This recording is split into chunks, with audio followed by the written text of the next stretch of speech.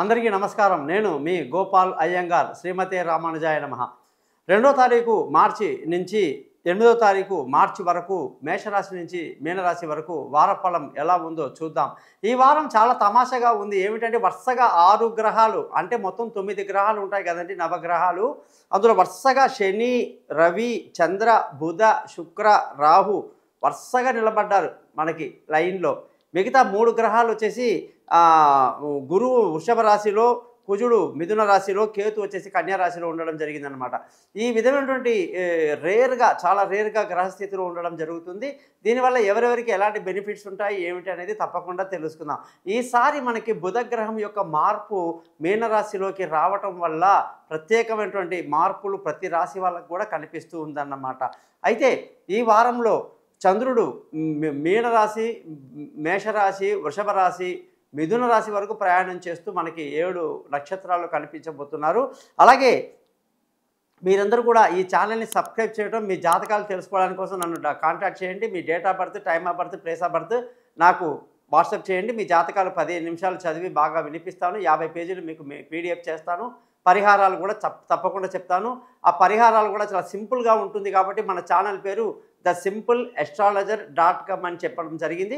ఒకవేళ ఎవరికైనా date of birth లేదంటే ముఖం కనిపించేట ఒక ఫోటో, ఆడవాళ్ళు ఎడమ చేతి రేఖలు, మగవాళ్ళు కుడి చేతి రేఖలు కానీ పంపిస్తే మీ జాతకం మొత్తం రెడీ అవుతుంది. మీతో నేను వాయిస్ రికార్డ్ చేయిస్తాను, పరిహారాలు కూడా చెప్తానని తెలియజేస్తూ తప్పకుండా మీరందరూ నన్ను కాంటాక్ట్ చేయండి.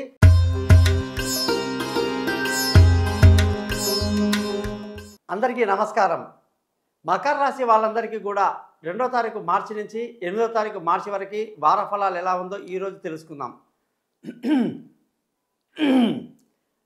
అదృష్టం అనేది ఇచ్చేది ఈ రాశికి బుధుడు. మొన్నదాకా చాలా బాగా కోఆపరేట్ చేశాడు. తండ్రి నుంచి సపోర్ట్ బాగుంది. తండ్రి వల్ల లబ్ధి పొందిన వాళ్ళు చాలామంది ఉన్నారు. కానీ కొన్ని రోజులు మాత్రం తండ్రి నుంచి సపోర్ట్ ఉండకపోవటం వల్ల తండ్రిని ఎదిరించడం, తండ్రిని తులనాడడం చాలా పెద్ద తప్పు చేయబోతున్నాం మనం. మకర రాశి వాళ్ళు జాగ్రత్తగా ఉండండి. తండ్రి అంటే అదృష్టం, తండ్రి అంటే ధర్మం, తండ్రి అంటే గురువు, తండ్రి అంటే సర్వస్వం. ఆయన లేకపోతే మనం లేము. అటువంటి తండ్రిని మనం గౌరవించాలి. ఈ వారంలో మకర రాశి వాళ్ళకి తండ్రి నుంచి సహకారం పూర్తిగా రాకపోవడం వల్ల తండ్రి మీద కోపాలు చూపిస్తే నష్టపోయేది మనమే. ఆయన మహావృక్షం. ఆయన నుంచి కింద పడ్డ మనం ఆయన్ని చూసి ఎగతాళి చేస్తే మన ముఖం మీద పడుతుంది. కాబట్టి మకర రాశి వాళ్ళు అదృష్టం కొరకు విష్ణు సహస్రనామం చదవండి. ఆరోగ్యం పట్ల మీరు అనుకున్నంత లబ్ధి పొందుతారు. అనారోగ్యం నుంచి బయటపడతారు. సంపూర్ణమైన ఆరోగ్యం ఎలా ఉందంటే అసలు ఉత్సాహం, ఉల్లాసం అంతా మీదే.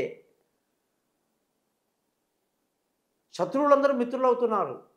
శత్రువులే లేకపోతున్నారు. అప్పుల వాళ్ళ యొక్క బాధలు మనం చెప్పలేము. అసలు మన జోలికి రారు. ఇంకా ఎందుకో మరి రారు. ఒత్తిడి తగ్గిపోతుంది బాగా. ఇంత మంచి సమయం మకర రాశి వాళ్ళకి. డబ్బు అనుకున్నంత సంపాదిస్తాం, అనుకున్నంతగా ఎంజాయ్ చేస్తాం. కుటుంబంలో పిల్లల చదువు మీద బాగా కాన్సన్ట్రేట్ చేస్తారు ఈ వారం మీరు.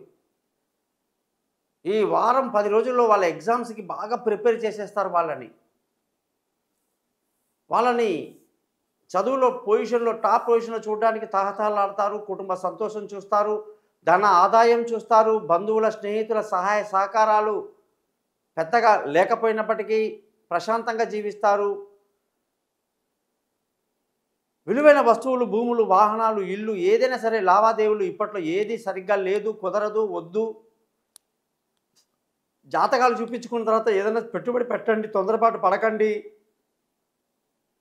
సంతానం విషయంలో జాగ్రత్తలు తీసుకోండి. వాళ్ళ చదువుల మీద కాన్సన్ట్రేట్, వాళ్ళ దూర ప్రయాణాలు, స్పోర్ట్స్లో పెద్దగా రాణించాలంటే బాగా కష్టపడాలి. మకర రాశి వాళ్ళకి కొంత ప్రతికూలత, తెలివి తక్కువ నిర్ణయాలు, ప్రయాణాల్లో ఇబ్బందులు కూడా అవకాశాలు ఎక్కువ ఉన్నాయి. భార్యాభర్తల మధ్య బుధ, గురు, శుక్ర, శనివారాలన్నీ చాలా అద్భుతంగా ఉంటుంది. అన్యోన్యత బాగుంటుంది. ప్రేమ, అభిమానంతో ఇరువురు ఒకరినొకరు సహకరించుకుంటారు. బాగుంది. పెళ్లి కాని వాళ్ళకు పెళ్లి కుదురుతుంది. దూరంగా ఉన్న వాళ్ళకి కలిసి అవకాశాలు ఉంటాయి.